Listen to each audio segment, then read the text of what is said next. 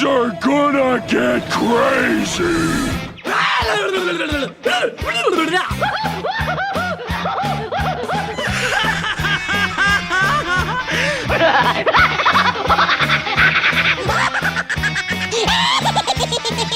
Most everyone's mad here.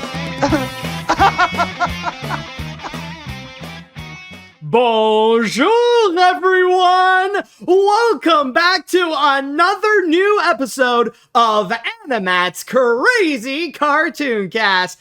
Hey, how is everybody doing, and how is your weekend going? I know that with last week there have been some celebrations, including, oh, look at this, we got a new fish. Thank you so much, TK. But as I was saying, now, I know last week there have been a lot of celebrations, including Canada Day, which, well, I mean, you all saw last week, the way that I celebrated a little bit. Oh, JF, you also became a new fish! Hey, welcome back, dude, welcome back.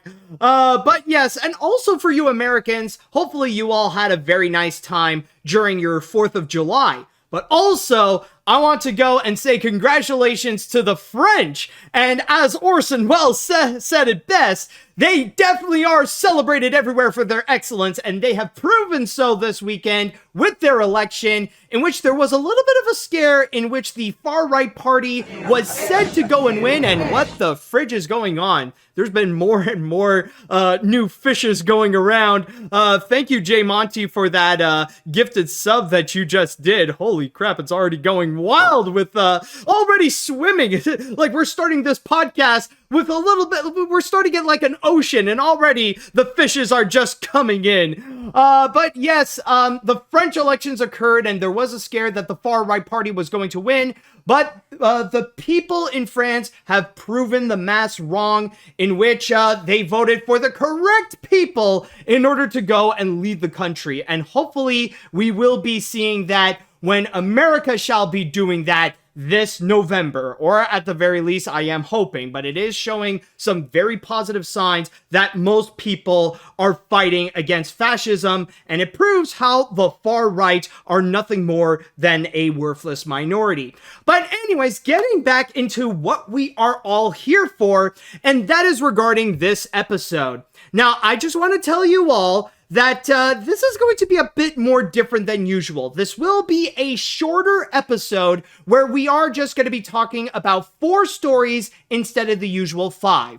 Now, I know that I said in the past that I would try to go and avoid that, but this time, though, it is a little bit of an exception, mainly because there is one story that I feel like it is absolutely worth talking about. I think it is pretty much a high priority to discuss, and you will see what it is much later. In fact, I am saving that for the grand finale. So this will be a little bit of a different kind of episode, but hopefully it will be the same in terms of having a lot of fun. And that is what I'm hoping that I will deliver upon with you guys, that we will still have a fantastic episode, one that is fun-filled, filled with information and laughs, and that you can all have a great time. So with that said, I would like to now go into the chat wall, and I like to ask you all, are you ready for today's episode of AniMat's Crazy Cartoon Cast? Let me hear it, folks.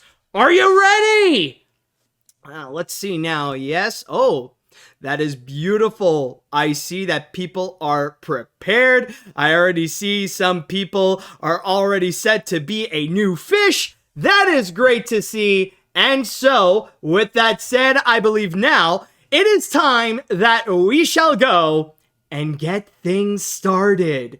And with our first story that I have for you today, we're going to start off on a note that is a little bit different in AniMat's Crazy Cartoon Cast. Something that we rarely get into, but you know what? Sometimes it can be a little bit fun. Now, we're not going to start off on a happy note or a sad note or an angry note or anything like that. We're actually starting off on a spooky note. Oh yes, we are going to be diving into the realms of horror, in which later this year, we will see one of the most popular and one of the most acclaimed horror mangas be brought to life in animation. And what I am talking about, of course, is in regards to Junji Ito's Uzumaki. Now, for those of you who don't know, this is something that has already been announced before, in which Adult Swim revealed that they are going to be teaming up with the Japanese animation studio Production IG in order to turn Junji Ito's Uzumaki into an animated series. And we've heard about that for a while, but no other news actually came out. But it wasn't until recently at Anime Expo in which they have revealed the English cast of who shall be performing the characters in this adaptation. So, through my source here on Animation Magazine, actually, before I do get into the cast, first I will go and tell you all about what Uzumaki is, because chances are maybe some of you are not really that familiar with what this manga is about. So, let me just go and start this off to read this little part right over here, where it states, let's leave this town together. Ask Shuichi Saito, a former classmate of Kirigoshima, a high school girl who was born and grew up in Kurouzu-sho. Everything from a strange whirlwind, blowing smoke from the crematorium, and the residence is turning into spirals. People's eyes spin in whirls, a tongue spirals, and the bodies twists unnaturally. In an attempt to escape the curse of the spirals, Kitty decides to flee from Kurouzu-cho, but can she get away from this turmoil?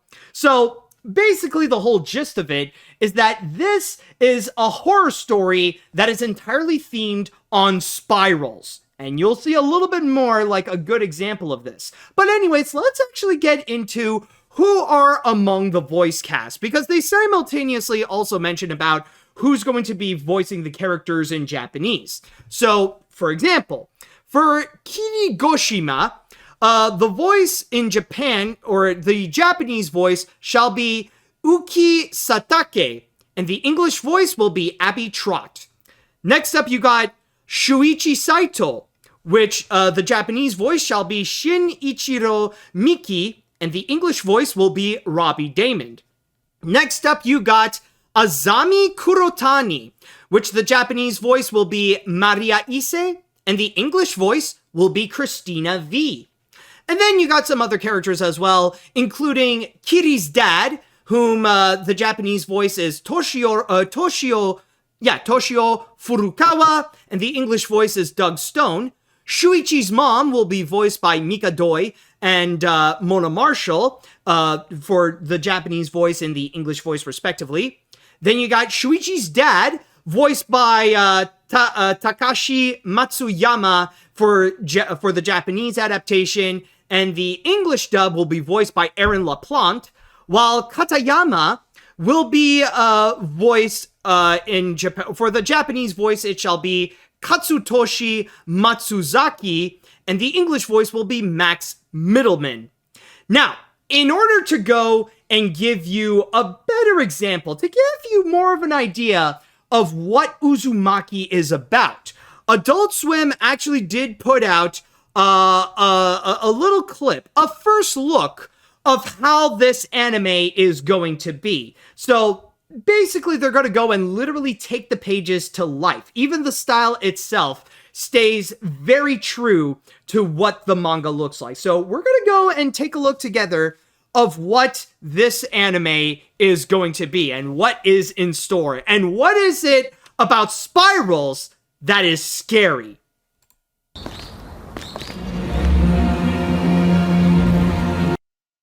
So that is just a little taste of what is to come with Uzumaki, to which it shall be, well, since we are, or at least since many of you are in North America, at the very least, it will be premiering on Toonami later this year. There is no official confirmed release date of when this is going to be coming out, but they do promise it will be sometime later this year. Now, one thing that I will admit is that I have not read Uzumaki, but I am definitely aware of it. I remember several years ago, it was actually from a Linkara video. Like, if you know the guy, then you know that he would do his annual Long Box of the Damned. And during the early years when he would go and do that, one of the books that he would go and cover is Uzumaki. And sometimes he would also talk about some of the other adaptations of Junji Ito. And that's where I got a little bit familiar of some of the elements of Uzumaki. And let me tell you, it's some real creepy stuff right there. Like, this is like the clip that you have just seen. Like, that's just a small taste. It's nothing compared to what happens, like the real scary stuff that would occur in Uzumaki and the threatening and like terrifying ways that they would go and present spirals. Like, it can get into some real unnatural and like freaky stuff. So if you are a fan of horror, then honestly, I highly recommend you go and check out Junji Ito's works, including Uzumaki.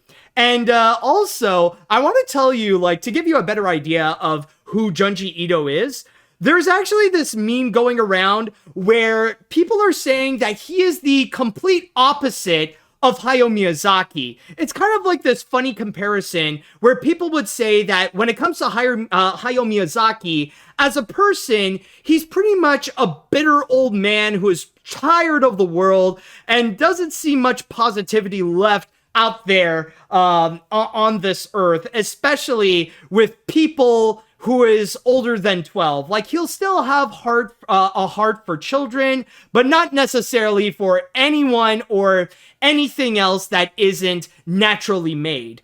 But still, when you look at his movies, it is just filled with childlike wonder and whimsy and natural beauty. It's a little bit of the opposite of the kind of personality that Hayao Miyazaki has.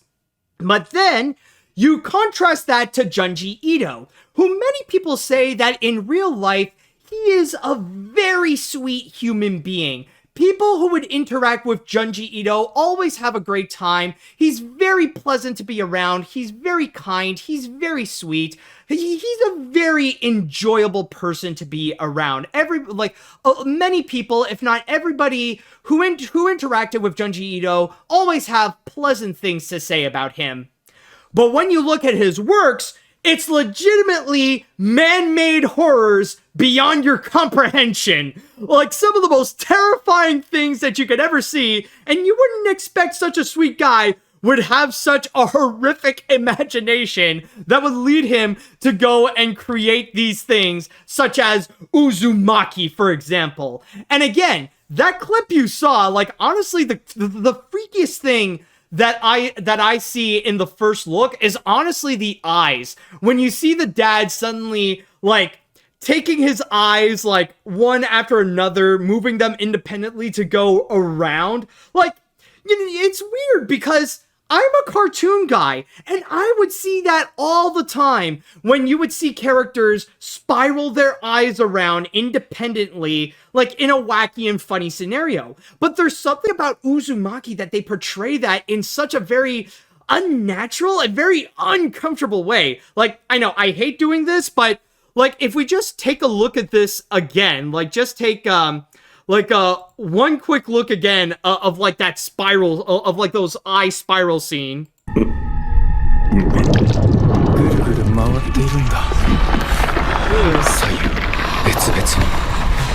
There's something about that that's just not okay. Like, that's just flat out wrong. It's like, ew. So I think like that's already one example to show that it's off to a great start. Like, already you could tell the tone of what the book set out to do. It's already working. And this is just like a small appetizer, not even like a small like hors d'oeuvre of what would be to come.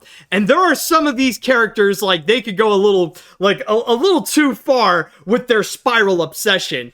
And funny enough, like, it's worth mentioning, since this is Shuichi's dad, in the English dub, it is going to be voiced by Aaron LaPlante, and I'm actually familiar with Aaron LaPlante, considering that he recently voiced the Duke in Resident Evil Village. So, going from this helpful big guy who would sell you whatever weaponry or whatever you need, like, just politely being at every convenient place you can imagine and just be like there, just be there like, oh, hello there, chap. Would you like to buy a gun? I know you're out there trying to save your daughter.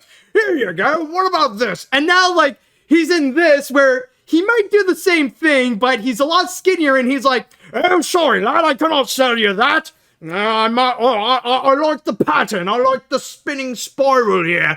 I might as well keep that for myself. Oh, yes. Oh, I like the roundness of the spiral. But also, another one that I must warn you is actually Christina V. The character that she's voicing here, Azami Kurotani. Again, I haven't read the book, but I have seen images with this particular character, and I'm just warning you right now, if you're one of those people who simps or have a crush on Christina V, and you don't know Uzumaki, maybe not take a look at this in particular. Maybe don't check this out, because let's just say with this character, oh yeah, like, as the show will progress, you will see that, her thing with spirals is going to get worse and worse and worse. It's going to be at the point where, like, oh, Christina V, I love her. Oh, and the character that she's voicing, she's actually pretty cute too. And then as it go on, as the show will continue, you're just going to be like, oh God, oh God, oh God. You don't want to mess with that. But anyways, this is all to go and talk about what they have in store with Uzumaki. And already, I gotta say, I am very impressed with what they did with the anime. Just like the visuals and the movements are just very smooth. They flow very naturally. And honestly, it honestly makes me curious, but also very scared, because, they're doing a great job taking the artistry of Junji Ito and bringing that to life into animation. So you can imagine what they may do with the type of horrors that they could bring in. Already, like the eye thing with Shuichi's dad, it's freaky enough as is.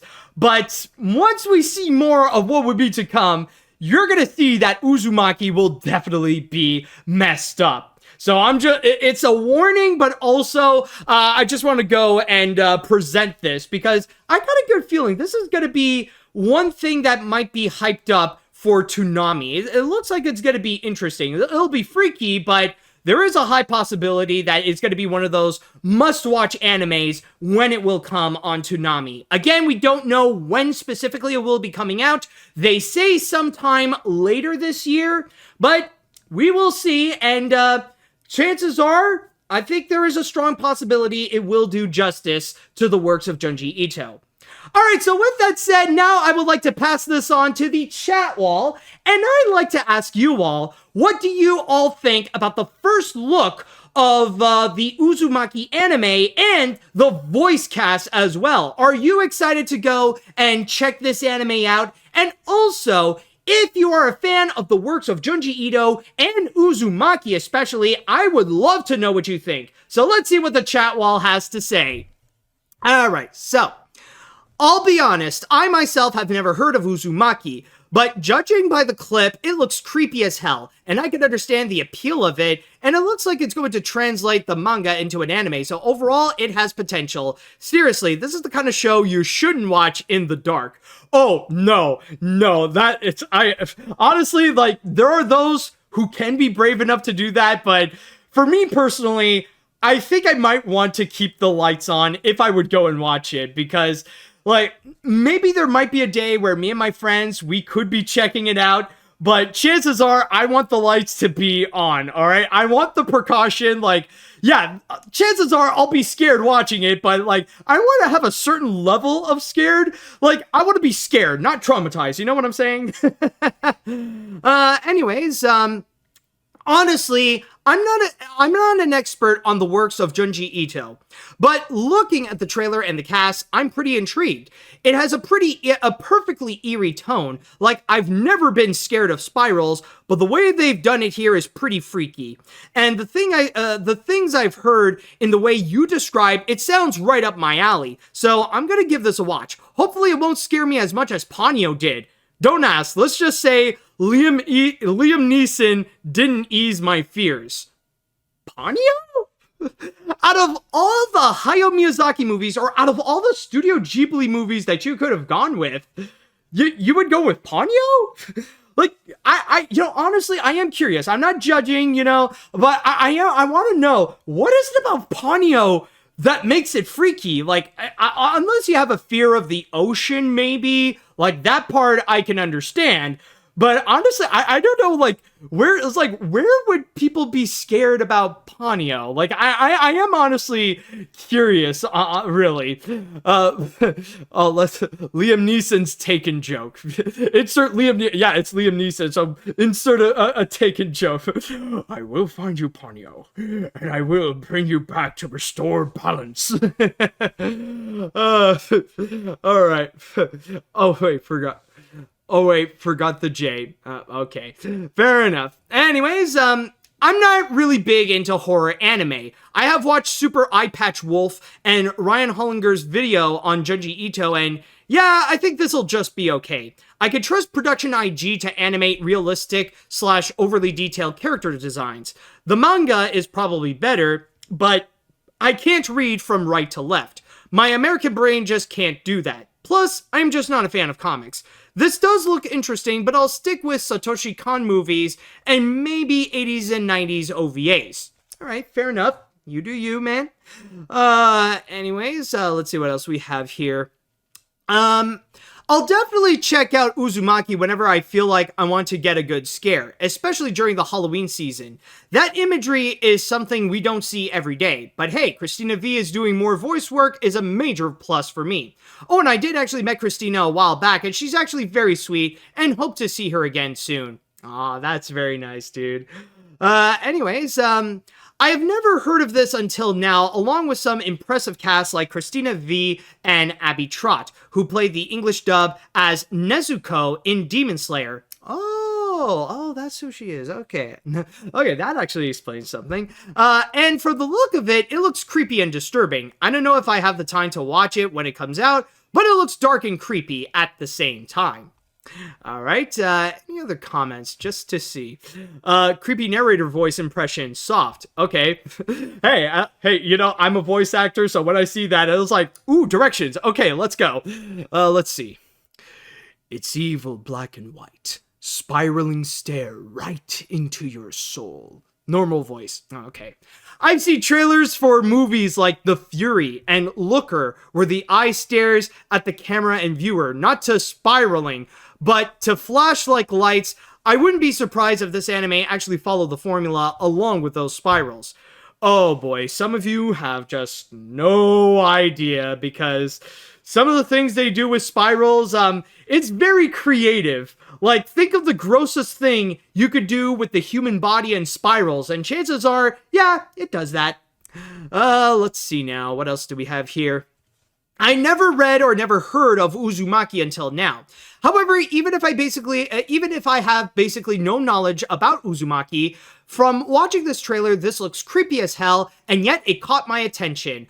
I will keep an eye on this show when it comes out, and I hope it satisfies me as a horror fan. Chances are it might, and if it doesn't, there's always the anime you could check out. Yeah, and I think there's not. I'll read one more comment. You know what? I'll see if there's one more comment to go and read. Okay. Wait, so a spiral is gonna shove someone's head into their butthole?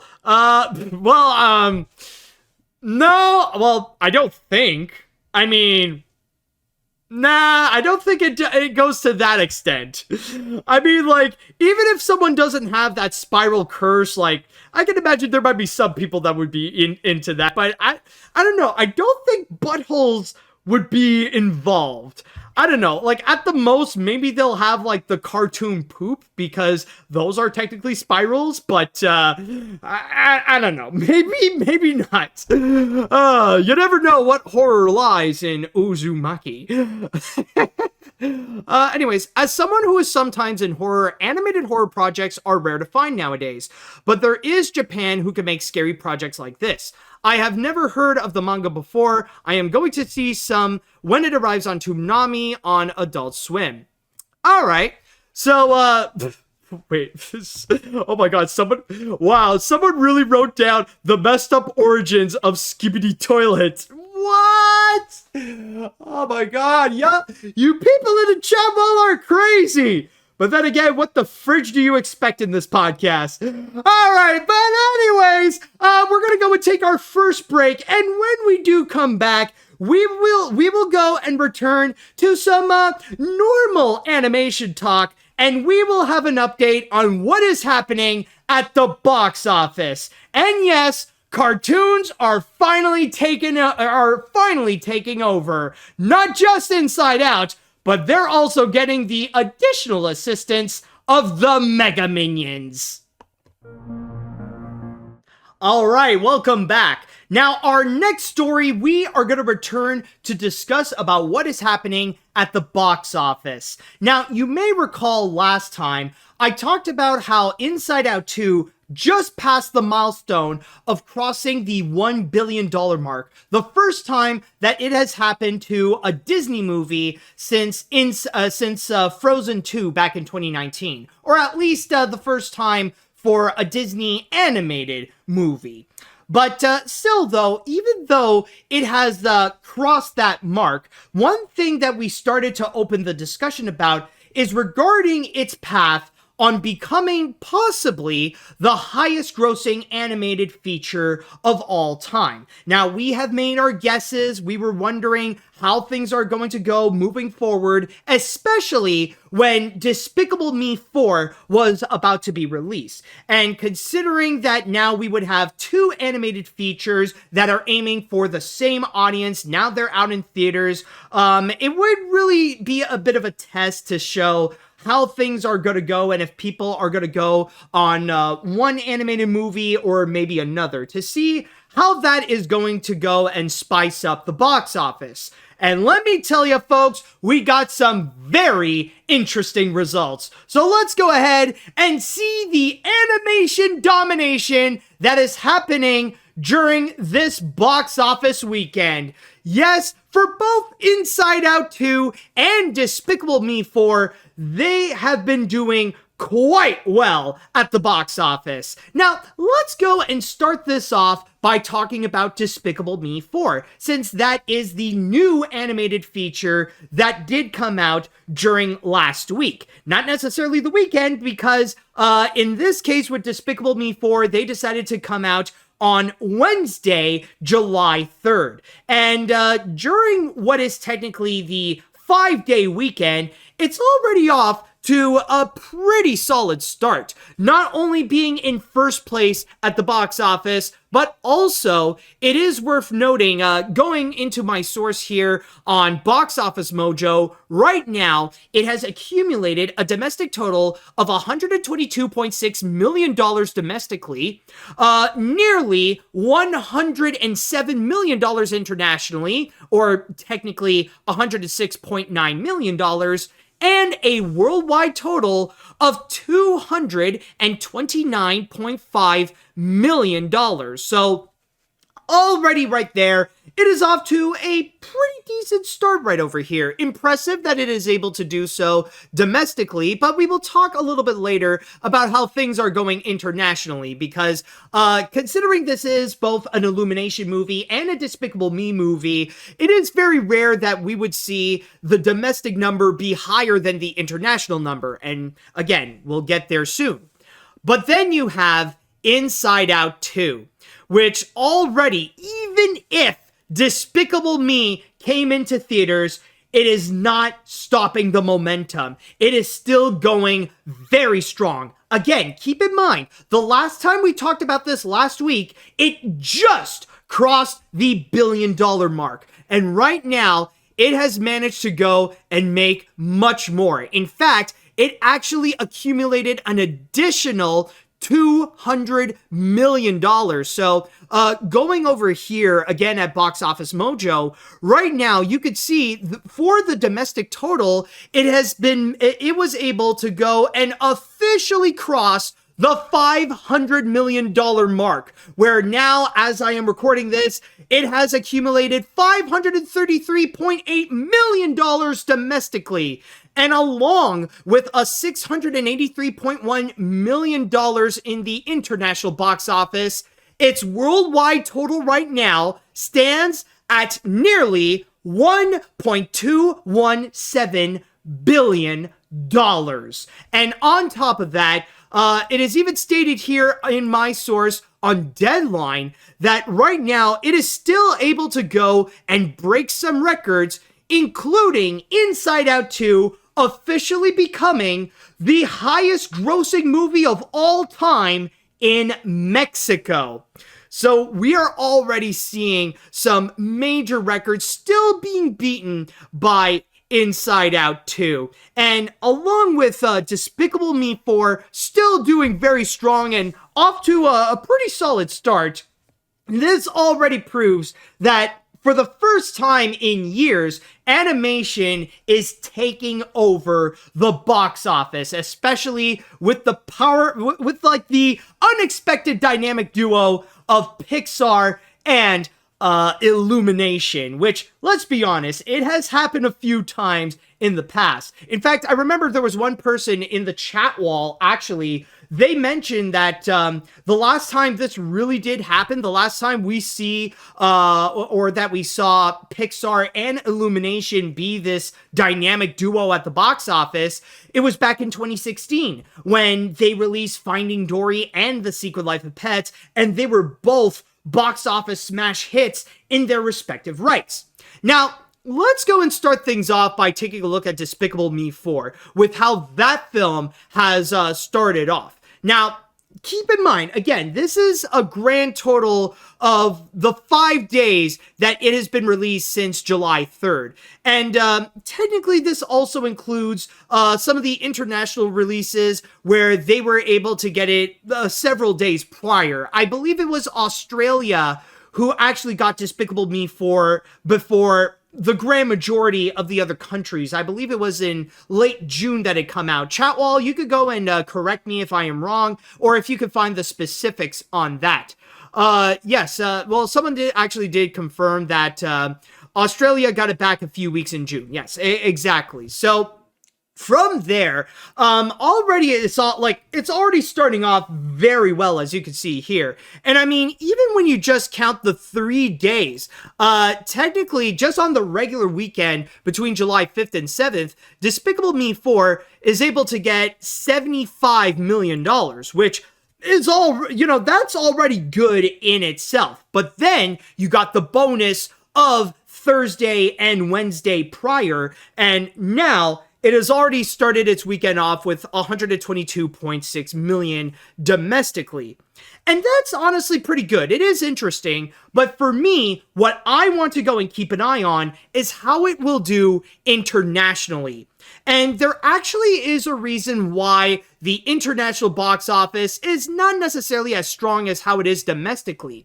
And that is because some of the major international markets, the countries that absolutely love Despicable Me, that love the Minions, they don't have Despicable Me 4 yet. In fact, it is even stated on this Deadline article, right over here, let me just go and read this little section, that Despicable Me 4, which began a staggering overseas release pattern a few weeks back, now counts $229.5 million globally, with several key majors still to come, including France, Germany, China, UK, Japan, Korea, and Italy. The international cum to date is $107 million. So that is a major thing to go and emphasize. The fact that many of these big countries, including France, the home of Illumination, the place where they created the Minions and many other Illumination works, they didn't have that yet. And I can tell you this, across this summer, you will see this number really rise up. And I can imagine it's going to go pretty big if it follows the same patterns as the previous Despicable Me films and even the previous Minion films. And a great example to show you what I'm talking about is if we take a look at Despicable Me 3, the predecessor. As you can see here, like domestically, it did pretty well. 264.6 million. That's actually pretty solid. I mean, it's not like as highly admirable as like the Super Mario Brothers movie or Inside Out 2, but that's still solid as is. But if you look at the number internationally, like that's where the real money is. $770 million internationally. That is the major factor as to why Despicable Me 3 has managed to gross over $1 billion at the box office.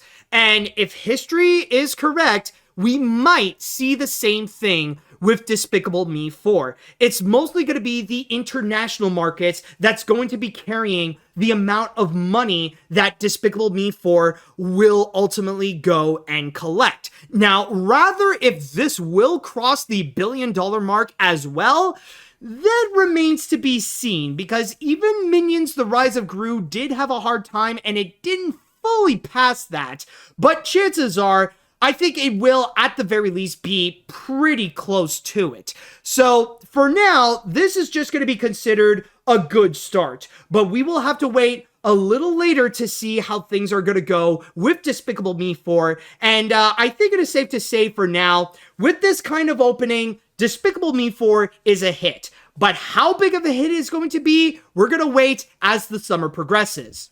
But then, we got Inside Out 2. And going into this one, holy crap. Did it bring in the cash? And still bringing in the cash even if Despicable Me 4 has already come out, and now people actually have options if they want to see their family-friendly animated feature on the big screen. And again, just to remind you, last week, it just crossed the $1 billion mark, and now it added an additional $200 million in its worldwide number. And if we go and take a look at what that means specifically in terms of how it does for the highest grossing film of all time, it's gonna be a major boost. In fact, as you can see here on the Wikipedia list of the highest grossing animated films of all time, last time we have seen this, it was just underneath Zootopia. Like, it was just in 12th place, and then suddenly throughout the week, like, it just blazed through a lot of the others. Like, it just passed Zootopia, Finding Dory, Despicable Me 3, Toy Story 3, Toy Story 4, and even the first Minions. And last time we talked about this, you know, I was expecting, like, okay, for sure it was gonna surpass a lot of these, and over time, like, it'll pass the Minions, but I didn't expect it that it'll go and do so that quick. In fact, right now, as it stands, Inside Out 2 is in 6th place, just behind Incredibles 2, Frozen, the Super Mario Brothers movie, Frozen 2, and the reigning champion, the 2019 Lion King remake. And at the speed that it is going right now, oh, I think we're going to still see it climb up. I think, like, it is now an official guarantee Inside Out 2 will be, at the very least, among the top 5 highest grossing animated features of all time.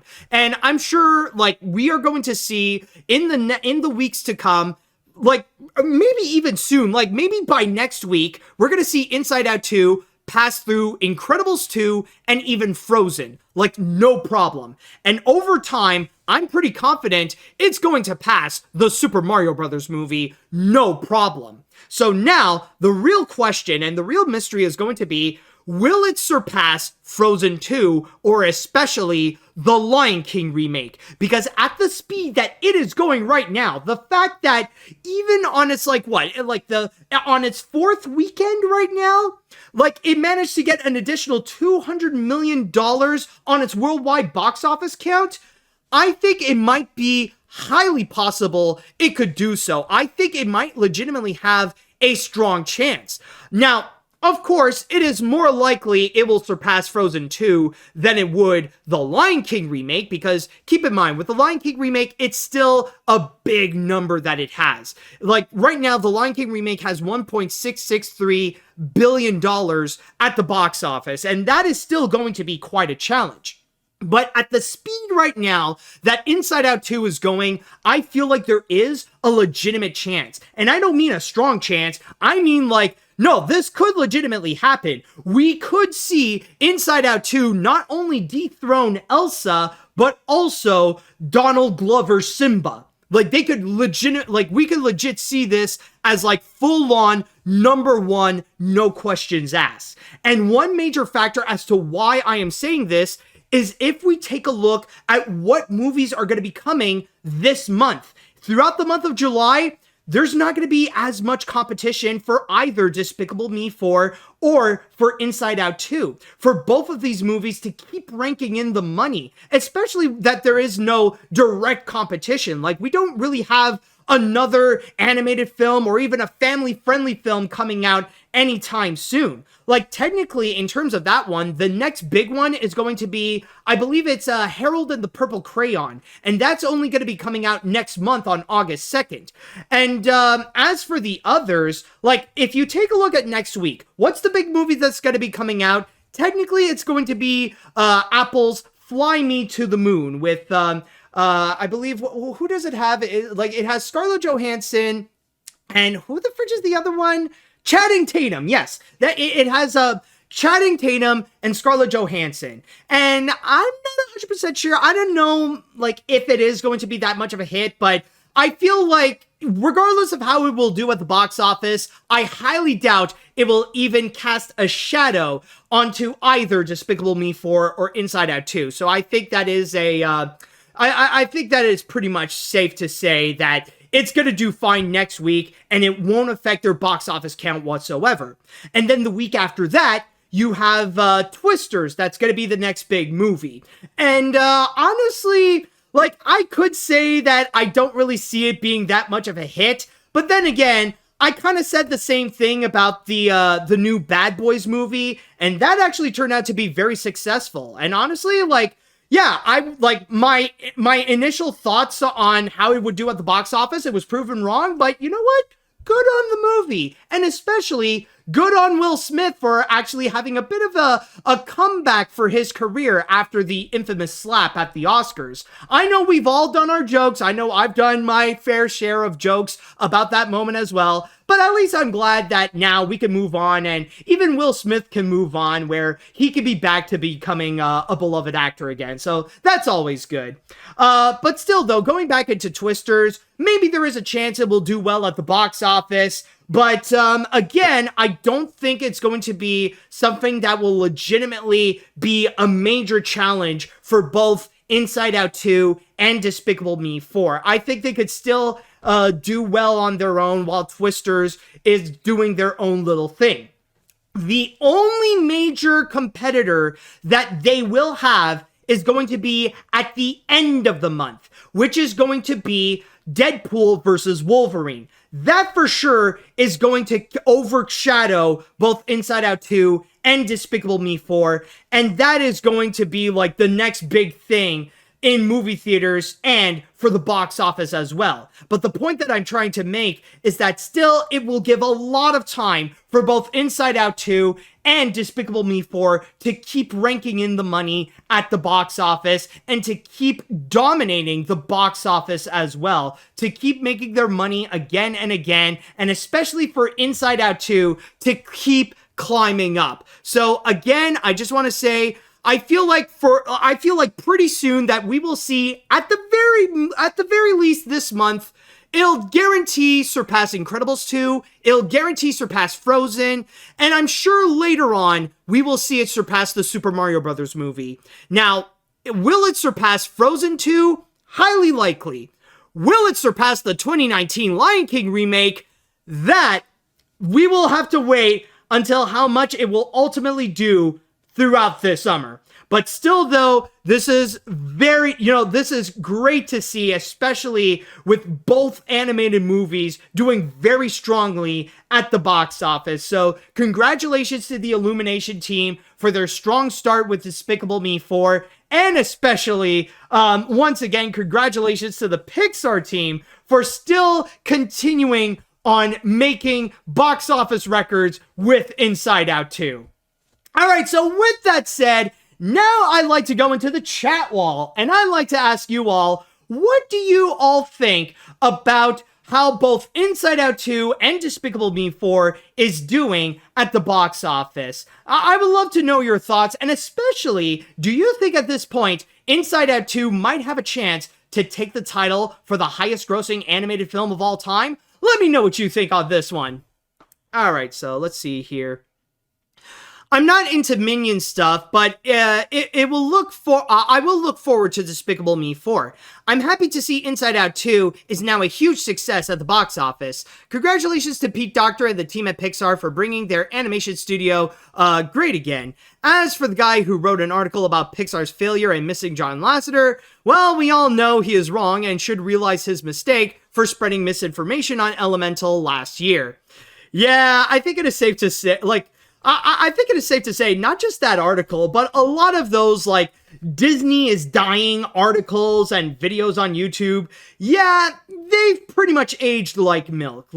They served their purpose back then, but I think it is safe to say, now looking back and how it is right now, I don't think we could trust any of those YouTubers and article writers whenever they would make their little critical piece about how things are doing with Disney. I think it is safe to say that they've never been in a position where Disney is dying per se. I know some people on the internet would love to imagine that, but that's not how reality works.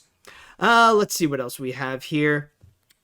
I'll say I couldn't be happier for those movies, especially to my point of view on Despicable Me 4. Granted, I wanted to see Inside Out 2, but my uncle was making it difficult because he wanted to see something funny, haha, and less of something that wished to go to therapy. His words, not mine. While disappointed, we still had the best July weekend, and honestly, Illumination never disappoints. It's a great comedy I've seen all year next to Kung Fu Panda 4, and congrats to them both. They are well-deserved. All right. Let's see now. Inside Out 2 has turned into a box office wrecking ball and somehow has a legit possibility of becoming the highest grossing animated film of all time. I remember how the first film saved the studio from critical slump, and the second film has saved it from a financial slump. George Lucas was right. It's like a poetry. It rhymes.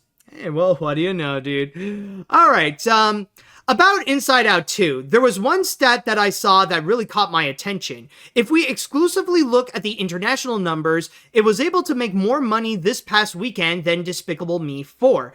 Not only that, but it only dropped 31% from last weekend, and in the face of direct competition. I'm not saying it will happen, but if Inside Out 2 keeps having these stellar drops internationally and domestically, it might just give the Lion King remake a run for its money. Exactly. That is what I am saying. I'm not saying that it will happen, a guarantee, but there is a high likelihood. And the fact that it is still making more and more money at the box office, even with Despicable Me 4, already up in competition, the fact that it is already doing that well and still doing well, there is a possibility. What I'm saying is pretty much keep an eye on Inside Out 2, because it could legitimately make history.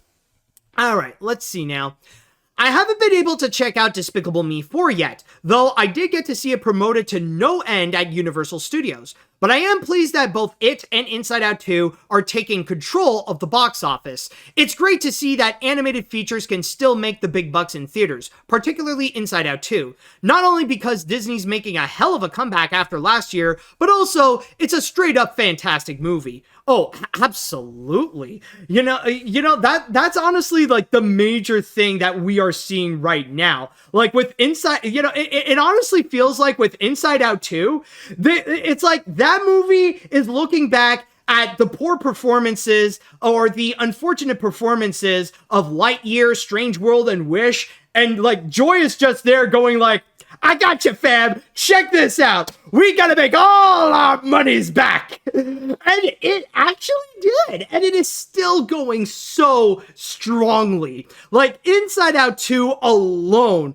is already helping out Disney's animated lineup. And who knows, like maybe we will see Moana 2 could possibly go and do the same thing. But that, we're gonna save that for when the fall happens or when at the end of the year. But for now, with Inside Out 2, it is doing beautifully. All right, let's see what we got here. Remember when animation Twitter were trying to create a console war type toxicity back in early 2023? Well, I'm glad now that aged like milk because I'm absolutely happy that Illumination and Pixar are basically winning together. Well, I mean, let's be honest. When has anything from Twitter not aged like milk? I'm just saying. It's freaking Twitter. It's where the grand majority of hot takes on the internet. It's where you will go and find. I mean, like, honestly, it makes me feel justified and happy that I quit that stupid website this year. Anyways, personally, I haven't seen Despicable Me 4 yet, but I'm going to check it out since I want to see what the fuss is about. Major congrats to both Illumination and Pixar for making mainstream audiences loving animation again in theaters. All right, very nice. I think I'll read 2 more comments here. So far, or actually, maybe a few more actually. I still got time.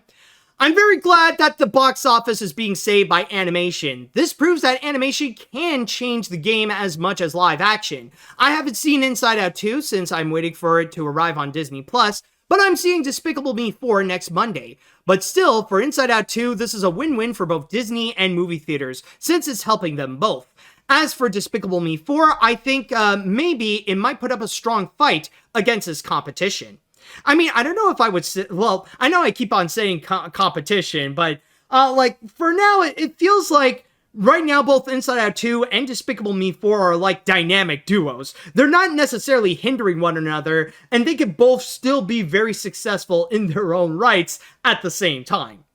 Anyways, so far, animated films have been doing well at the box office, regardless of our feelings towards the quality of their movies. Kung Fu Panda 4 and the Garfield movie were box office hits, and with Inside Out 2 and Despicable Me 4 came out, they managed to make their money even bigger, especially with how Inside Out 2 is performing thanks to my generation, Gen Z, showing up to support. I don't know if Inside Out 2 will break that record. This is great news for animation. Again, we will see. Anyways, it's really awesome to see animation dominating at the box office, with Despicable Me 4 doing decent, given its popularity. As for Inside Out 2, even with Despicable Me 4, it's doing extremely well, and I think it will beat the Lion King remake to become the highest-grossing animated film of all time, considering the next major competition won't be out for another 2 weeks, with Deadpool and Wolverine on July 26th. Exactly. I mean, we are seeing some real magic happening at the box office, and we'll still be keeping an eye on it throughout the summer because we could see some history legitimately in the making. All right, so we're going to go on to our next break, and when we do come back, speaking of the Garfield movie, I'm going to have a bit of a discussion about the studio behind the Garfield movie, or at least the studio behind the animation of the Garfield movie, because they just got a massive boost, but there is something a little bit concerning about it that I feel like animation fans should be aware of what's going on with that studio. So stay tuned for that. All right, welcome back. Now, on our next story that we have here, we're going to be talking about DNEG. And some of you might find DNEG to be a familiar name, considering that they have done not only a lot of visual effects work, but a lot of animation work, including they recently put out the Garfield movie, and last year they've also released the highly acclaimed and also highly beloved Nimona, along with a few other movies as well. However, there was a recent news that just came out that some animation fans actually felt pretty concerned, and we don't know what the direction is, but my goal with this is that I want to go and raise awareness that this is happening and that this is something that we don't know how far they're going to take it, but it does sound a little bit concerning. So let's go ahead and talk about DNEG's brand new $200 million investment that they have received. So the big news is that the United Al-Sakir Group decided to go and invest $200 million on DNEG to go and advance some of their technologies, or to help grow the company, to go and use that money and try to expand on whatever ventures that they want to try to do. And directly on DNEG's official website, they actually laid out a summary of their plans of what they want to try to accomplish with this. So to go and read you here from their website, it states that the investment will support new opportunities for the DNEG group in 3 key areas. First of all, investment in the development of new content by Prime Focus Studios, following the recent success of the Garfield movie, joining its slate of in-production content, excuse me, folks, including Animal Friends, Ramayana, and the Angry Birds Movie 3. Okay, that's not bad. Sounds pretty good. Let's see what else we have here. Second, the activation of a new technology division, Brahma, which is developing the industry's most comprehensive AI-powered photoreal CGI creator.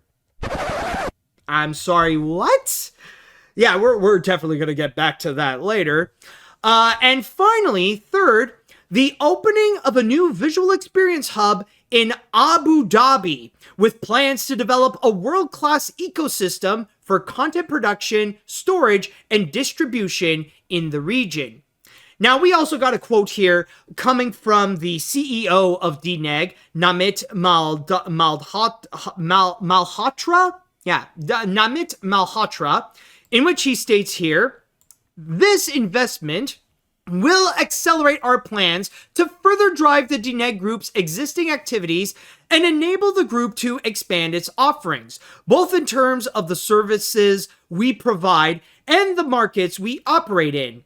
We are building on our success with the opening of a studio in Abu Dhabi, bringing content creation and technological capabilities to the region, positioning us as a leader there, and allowing us to leverage our global capabilities like none other.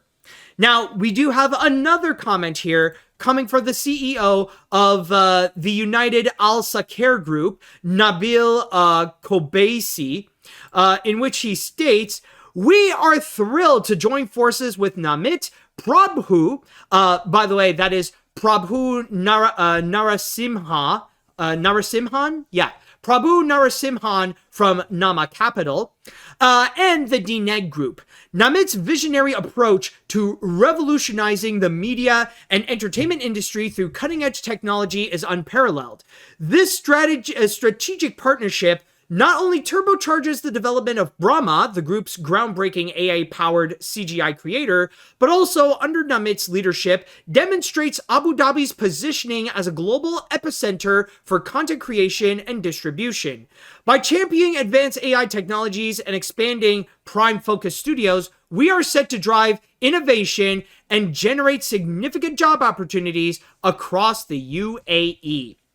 So that's basically the big thing that they want to go and develop with DNEG, is to go and really help out to make the Middle East, or specifically in this case Abu Dhabi, to be a technological powerhouse, to really make Abu Dhabi a major center for stuff like visual effects. And even with the DNEG group, they even presented like the visual, they got right over here, DNEG, the Academy Award winning visual effects, animation, and associated creative services, including Redefine. You also got Prime Focus Technologies, the cloud-based software and artificial intelligence technology. Prime Focus Studios, content and IP investment and development across live action, animation, and gaming. And Brahma, developing an AI-powered photoreal CGI creator. So this is mainly to go and emphasize on the fact that DNEG is indeed investing in AI technology. Now, throughout all of these different announcements, one thing that they did not address, one thing they did not go and discuss about is regarding what are they going to do with the AI technology? It's one thing to go and test out Brahma and what they can do with the CGI AI technology in itself.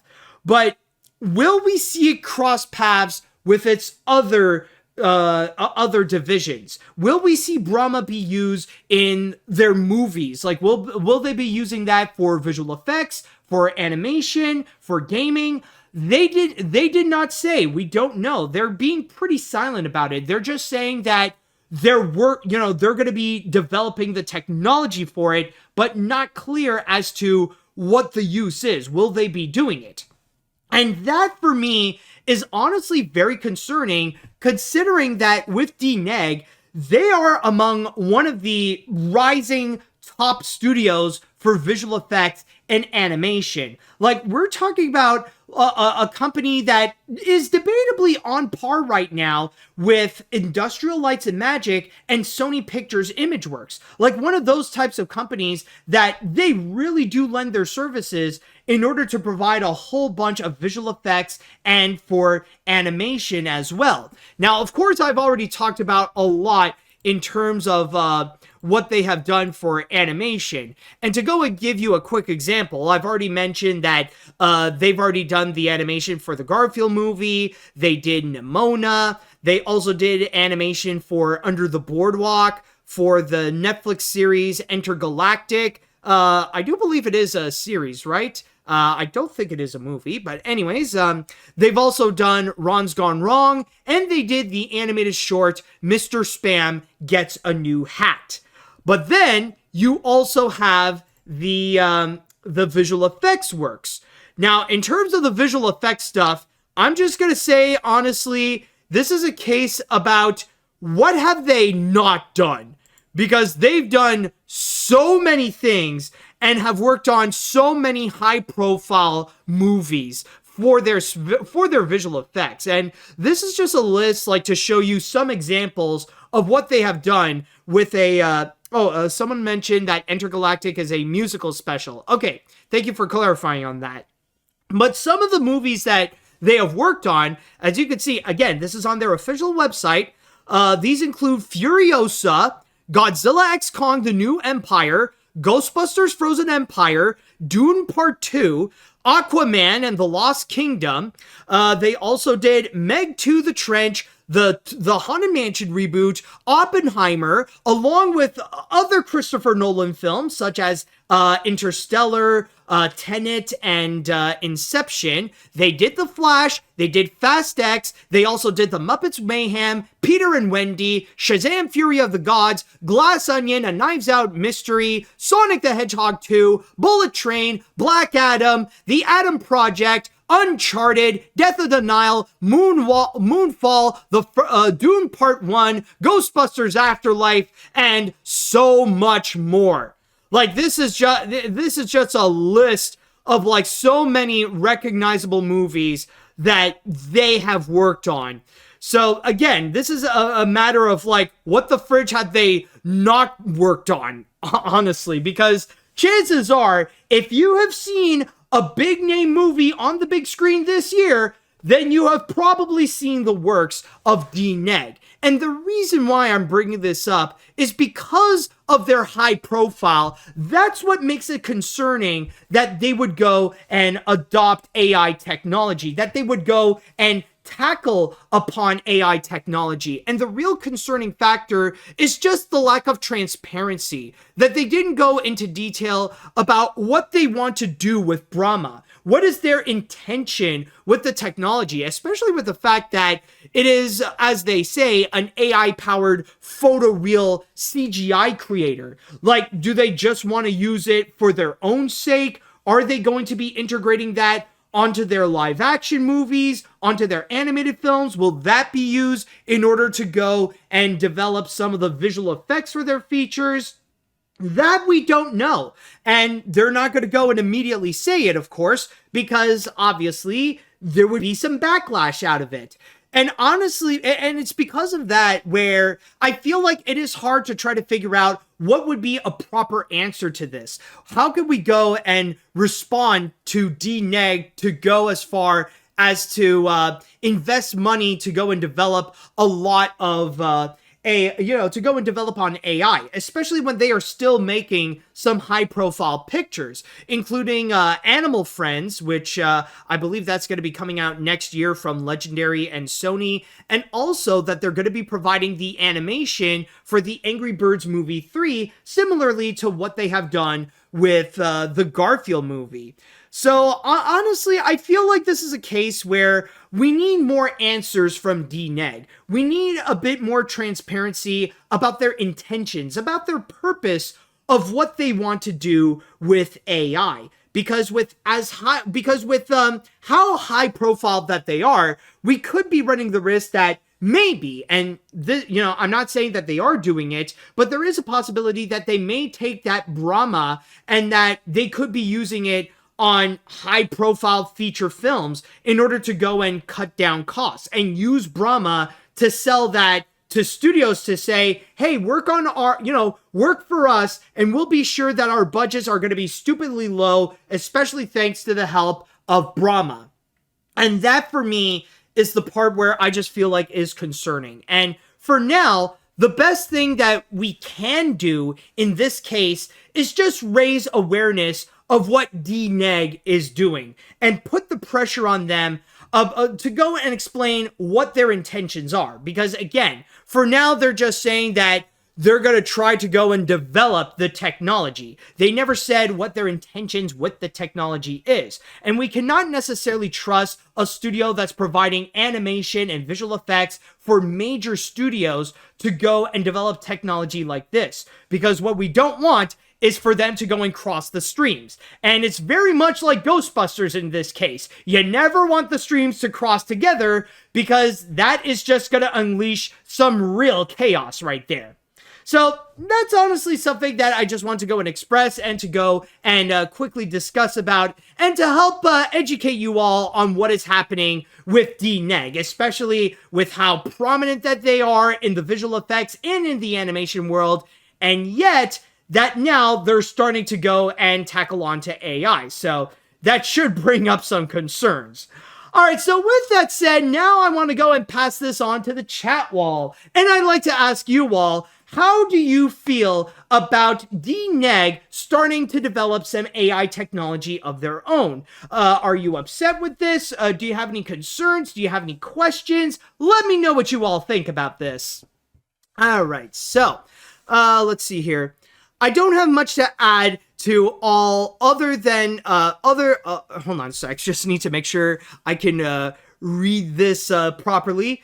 I don't have much to add to all the other sound arguments against the use of AI in movies, other than a quote I remember readying that when something like, I want an AI that could do my laundry and dishes so that I could do my art, not the other way around. In this case, though, I just hope they make the right decision and disclose more about what their intentions are.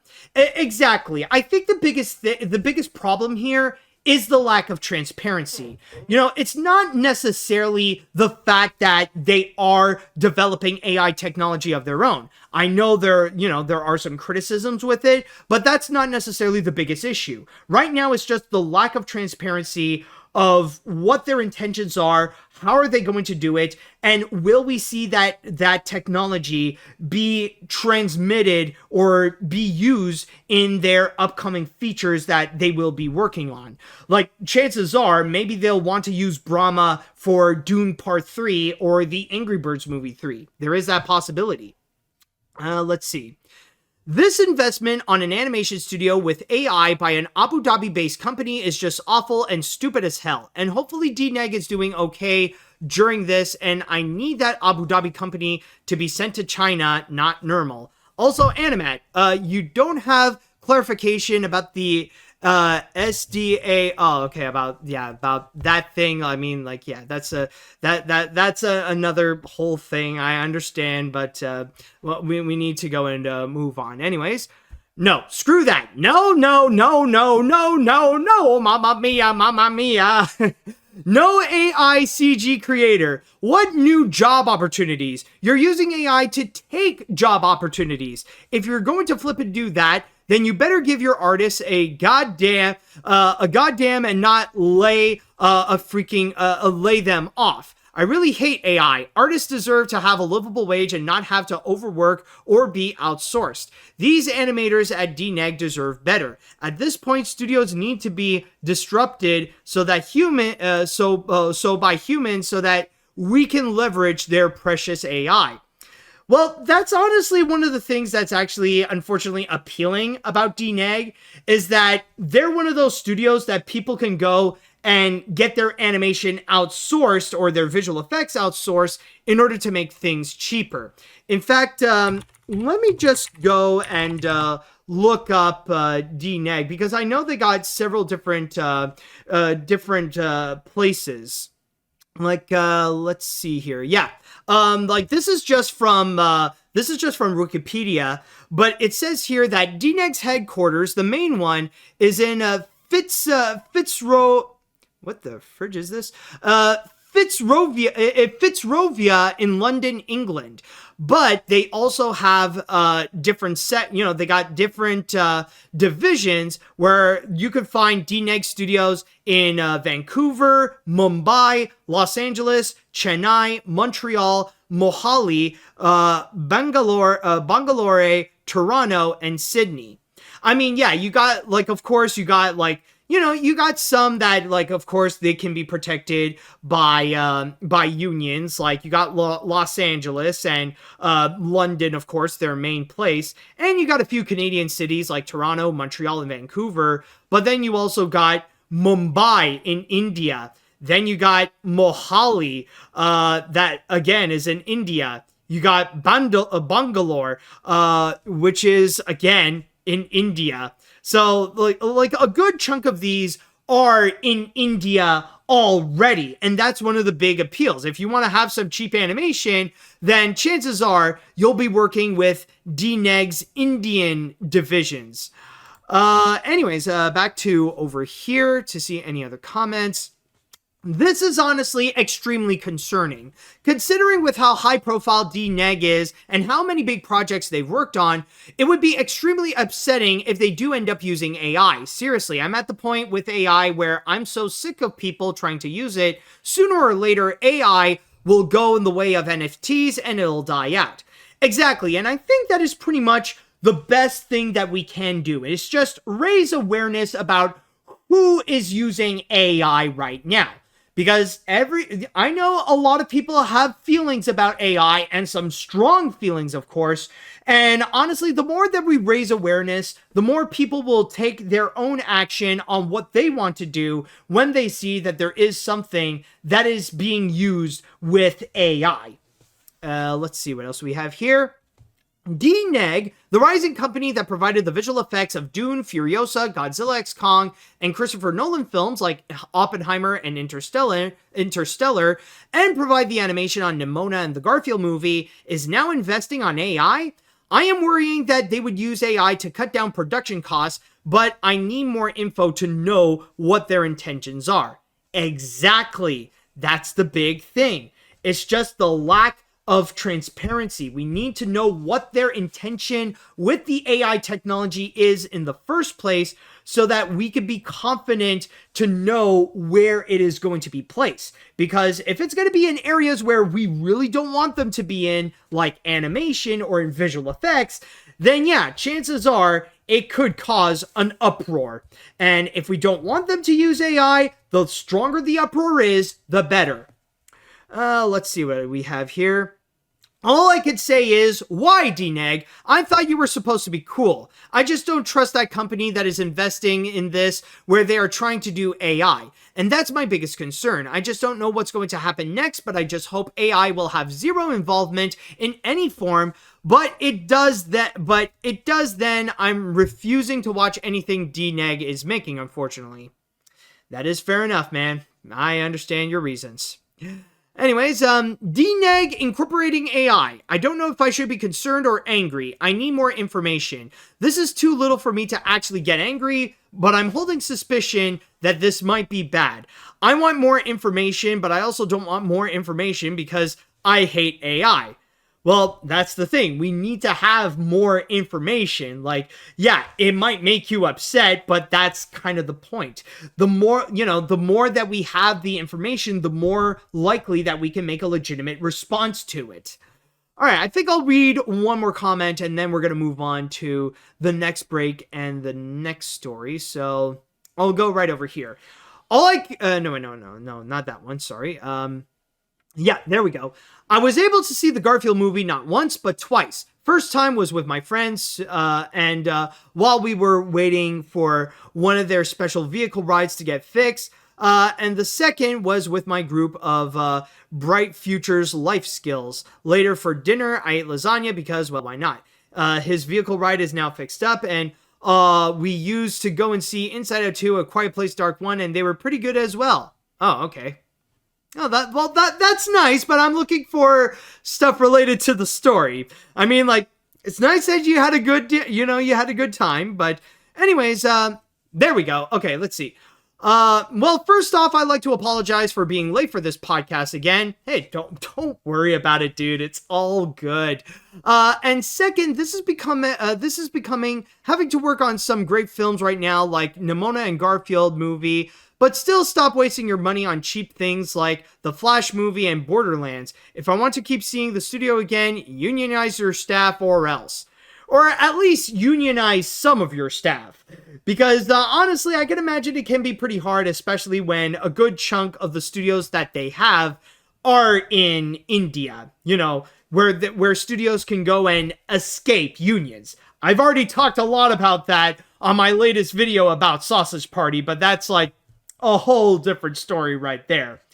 All right, so we're going to go on to one more break. And when we do come back, we are going to go on to the main story. The reason why we even have an episode in the first place. So stay tuned for that. And we will be talking about the new Paramount deal.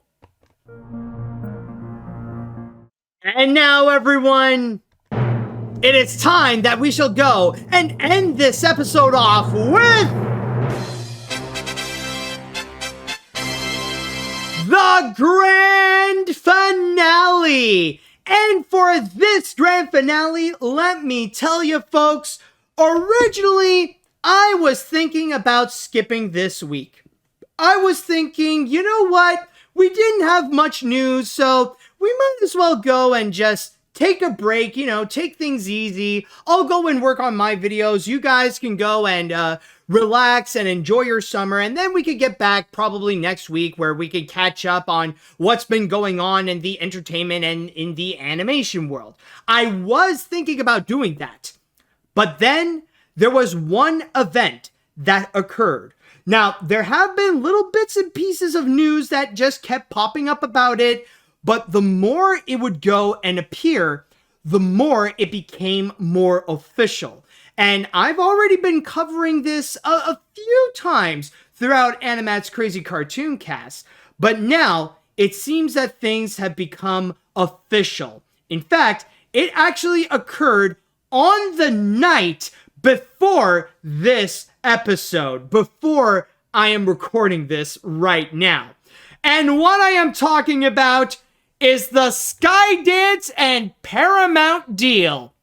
Now, you may remember a few weeks ago, there were discussions about the Skydance and Paramount deal where Skydance would go and acquire Paramount Global, but then things ultimately fell through and it just didn't work out, and the two entities decided to just split, where we just didn't know what the future would hold for Paramount, especially when that company seems to be in serious critical danger, where their future just seems very uncertain, especially when their businesses have been going so badly for them.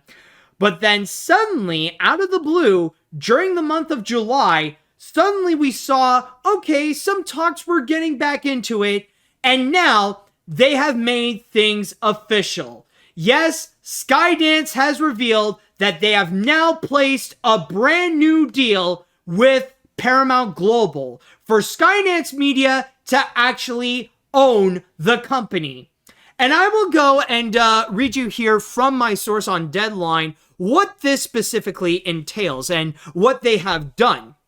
Now, it is stated here, David Ellison's Skydance Media has announced Sunday night that it and its backers will invest $8 billion in a takeover of Paramount Global, capping a seven-month quest. The company has received approval earlier Sunday from a special committee of Paramount's board of directors. The full board then okayed the plan for a two-step transaction.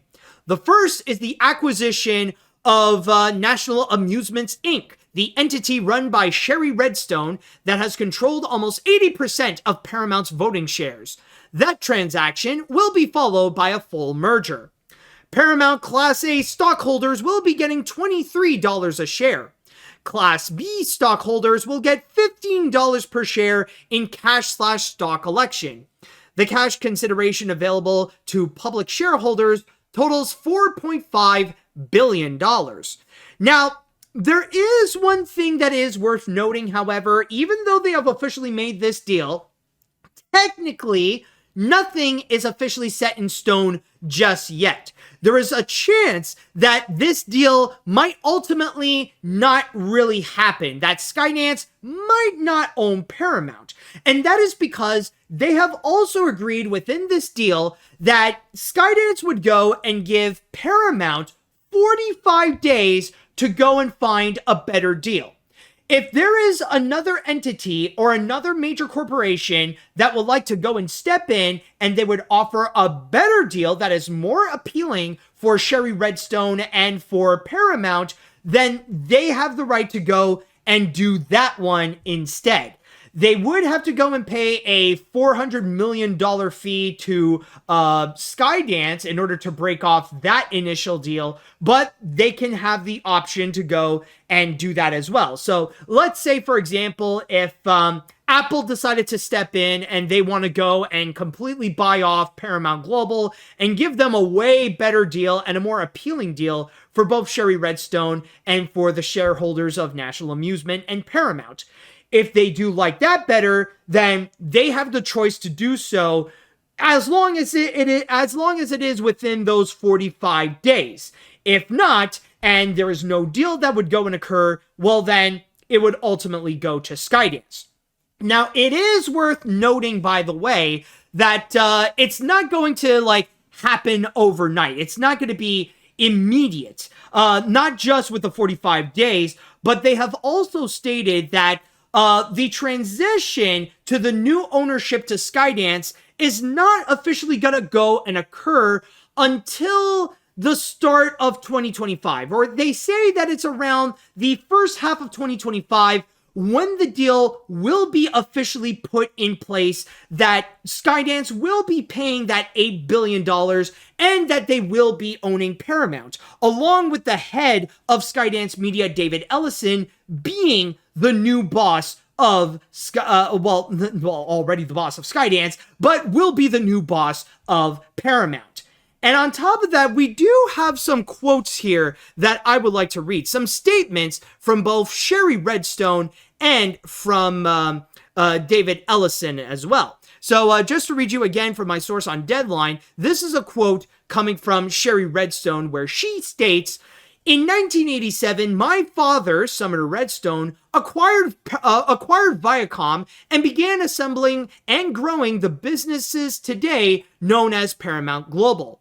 He had a vision that content was king and was always committed to delivering great content for all audiences around the world. That vision has remained at the core of Paramount's success, and our accomplishments are a direct result of the incredibly talented, creative, and dedicated individuals that are, hold on, I lost where I was. Okay, there we go. And dedicated individuals who work at the company. Given the changes in the industry, we want to fortify Paramount for the future while ensuring that content remains king. Our hope is that the Skydance transaction will enable Paramount's continued success in this rapidly changing environment. As a longtime production partner to Paramount, Skydance knows Paramount well and has a clear strategic vision and the resources to take it to its next stage and growth. We believe in Paramount, and we always will."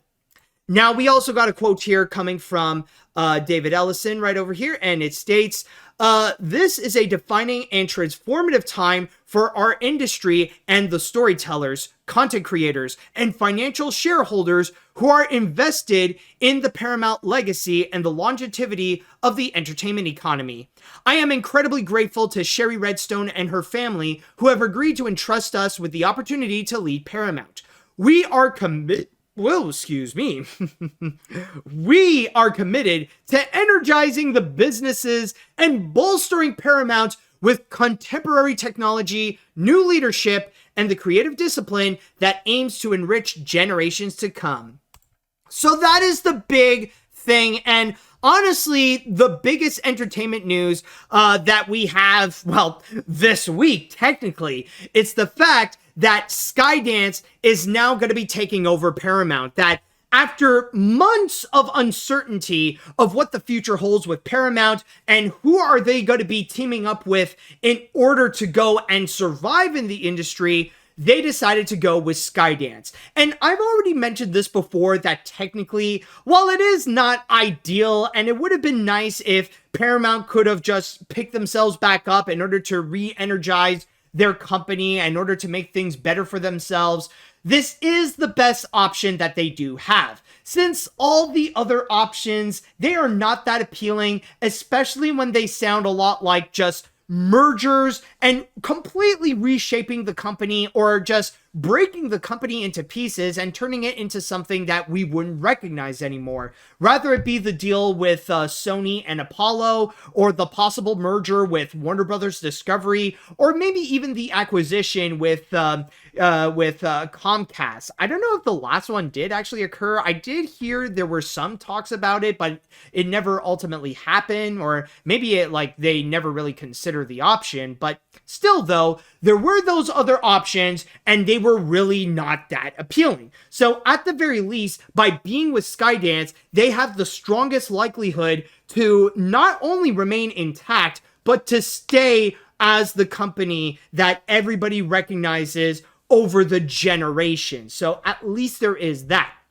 But now that they do have Paramount, now that Skydance is going to be the owner of Paramount, there are going to be some major challenges ahead, and there are going to be a lot of industries that are going to be keeping an eye on what Paramount is going to do, especially when they will be under the leadership of David Ellison. And yes, I do mean industries, not just with other competitors, but also I do know that movie theaters are especially going to be keeping an eye on Skydance to ensure that Paramount can still be committed to releasing movies on the big screen, to help sustain movie theaters, especially in the post-pandemic era, where we have seen, especially before Inside Out 2 came out, that movies would have a very hard time to actually be successful. You know, things would just be pretty difficult for them, and that hopefully they could still contribute to their part to release movies in theaters, especially when Skydance does have deals with streaming platforms that they would make content or they would make projects exclusively on streaming, especially with the deal with Skydance Animation, for example, where they signed that multi-year deal with Netflix. And that is actually going to bring up one question. With those deals that they do with streaming, are they going to drop them so that they can release more of their features onto the big screen, or will they still be collaborating with streaming services like Apple, Amazon, Netflix, and what have you? Will they still be doing that? But on top of that, there is also the question in regards to what they will be doing with streaming, specifically with their platform with Paramount Plus.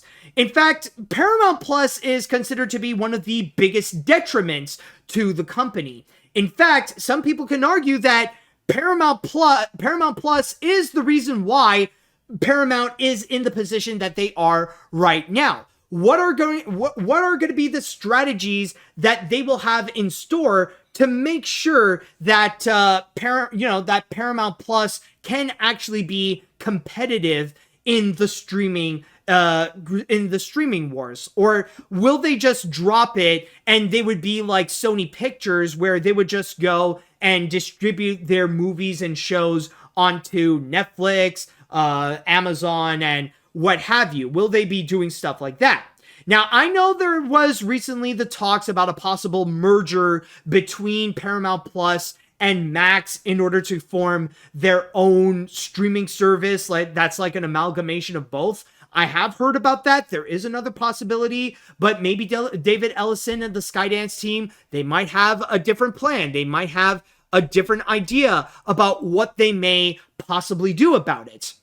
But then I know that I already see on the chat wall, some of you are already asking one question, and I know that as we are all cartoon fans, we are wondering the question about what is going to happen with the animation divisions. Like, not just about what's going to be happening with Skydance Animation, but also what's going to happen to Paramount Animation and what's going to happen to Nickelodeon, especially considering that Nickelodeon is their go-to family brand. That for Paramount, whenever they want to release something that is related to kids or for families and stuff like that, they would put it under Nickelodeon. They would try to branch out of that, and they want to do some original Paramount animation movies, but as we have recently seen, it's really not been working out that well.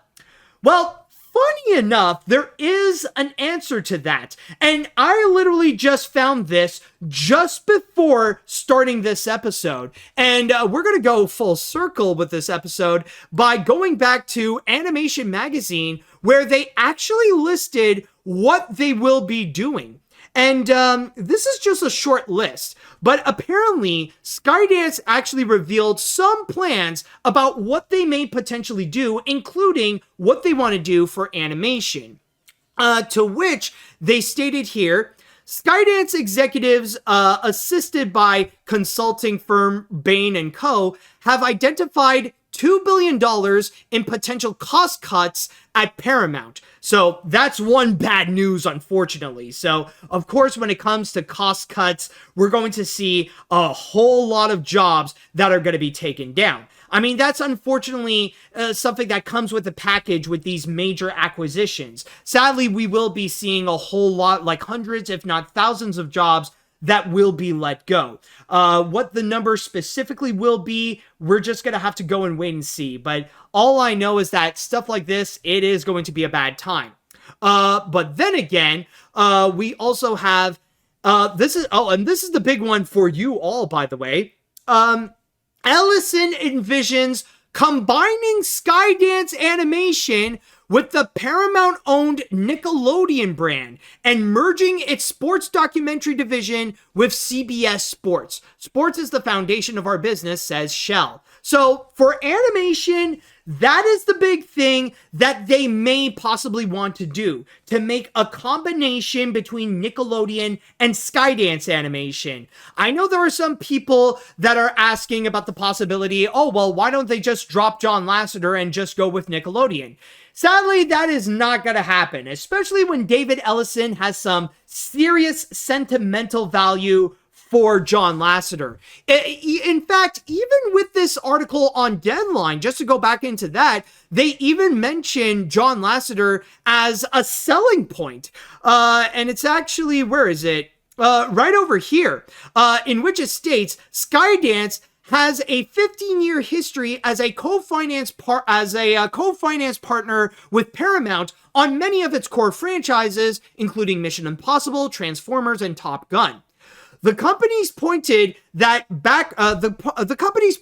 that background in the official announcement, and also noted that Skydance's exceptional pool of in-house creative animation talent, led by pioneer John Lasseter, will position the company as a player in animation. So obviously, they're not going to let go of Skydance Animation, especially when they got a lot of very prominent Disney veterans working for the studio. I mean, it's not just John Lasseter, but keep in mind, they also got one of the Frozen directors, Nathan Greco. I believe that's his name. If not, you can correct me in the chat wall. They also got Rich Moore. They recently got Don Hall. They also got Brad Bird. So from there, they don't want to let that go. And for Skydance, despite the fact that with luck, they are definitely not off to a great start, and Spellbound is not necessarily giving much hope either, especially with the reports that recently came out,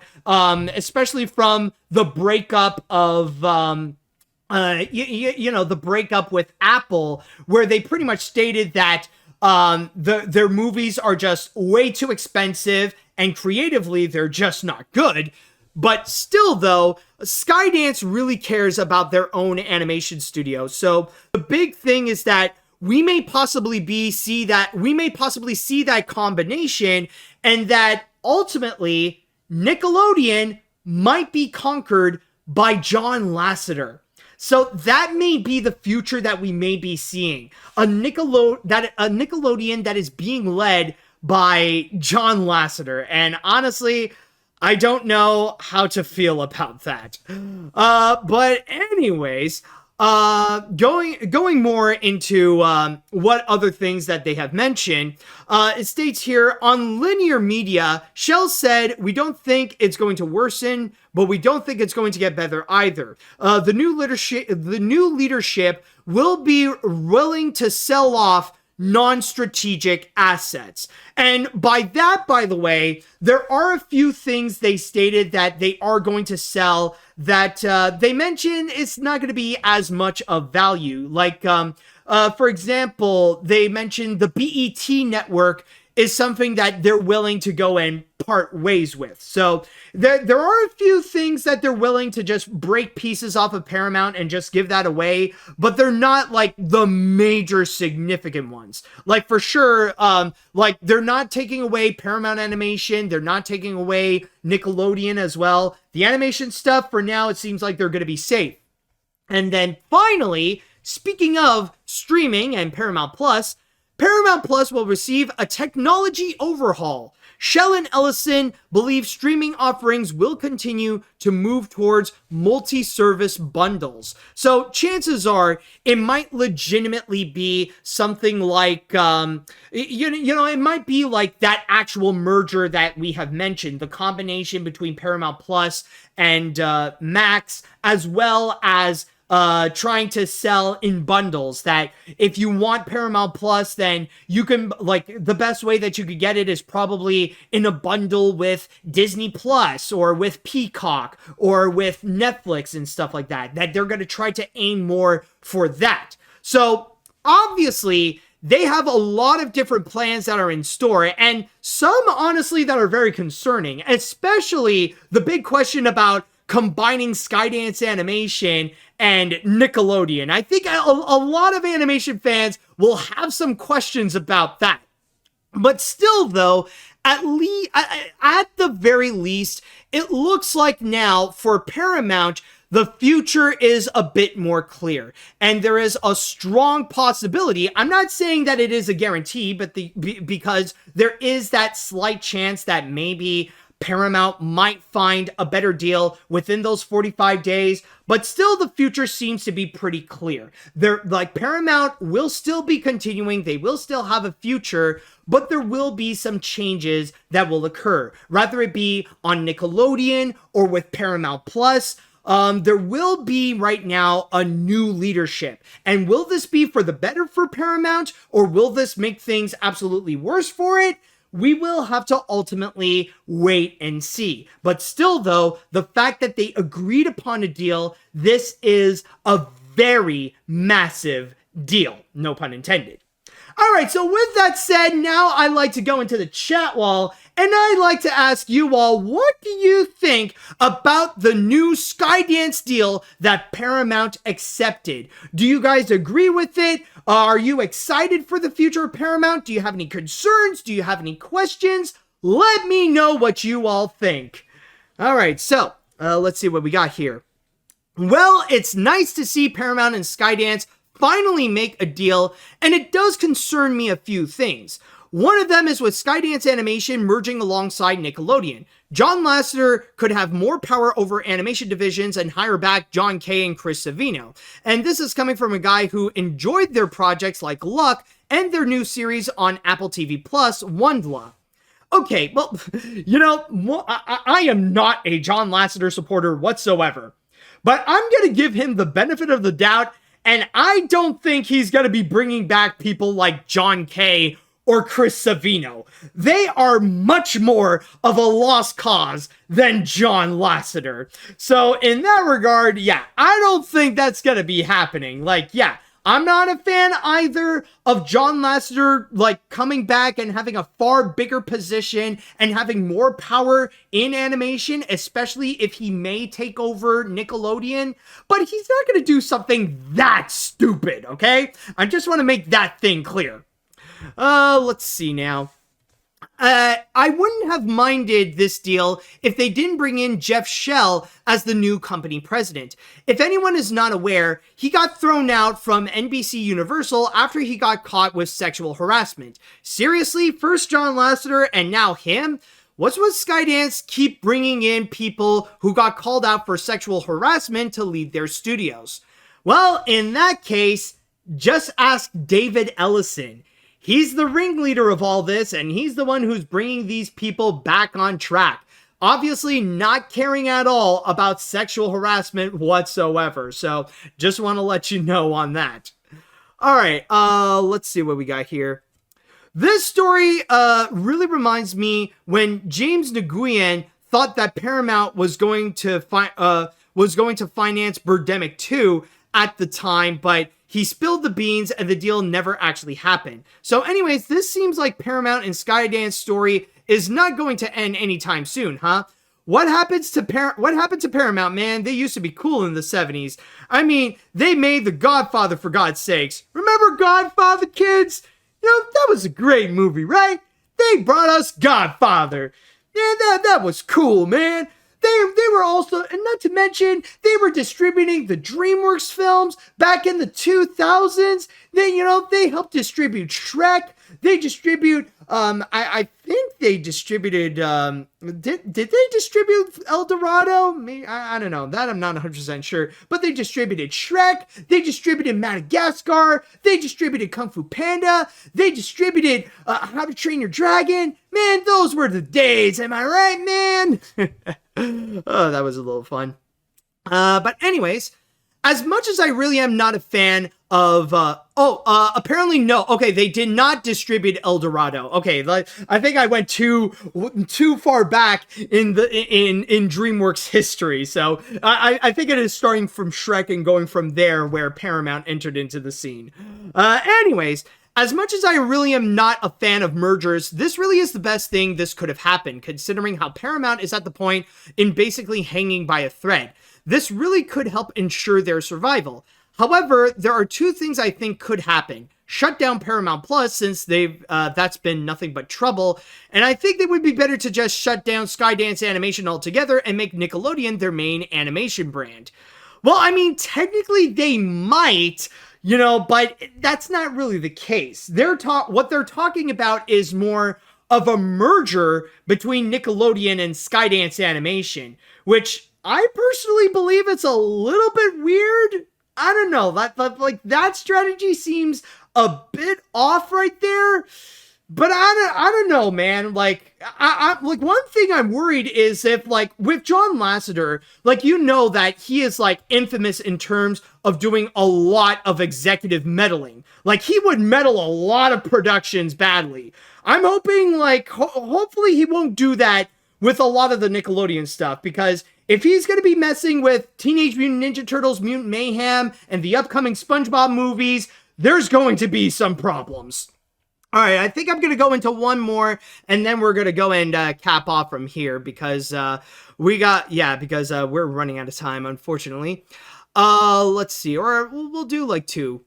This merger deal sounds unexpected in more ways than one. However, and sorry for that taken bit, Matt, but I learned that from you. Anyways, John Lasseter-led Nickelodeon?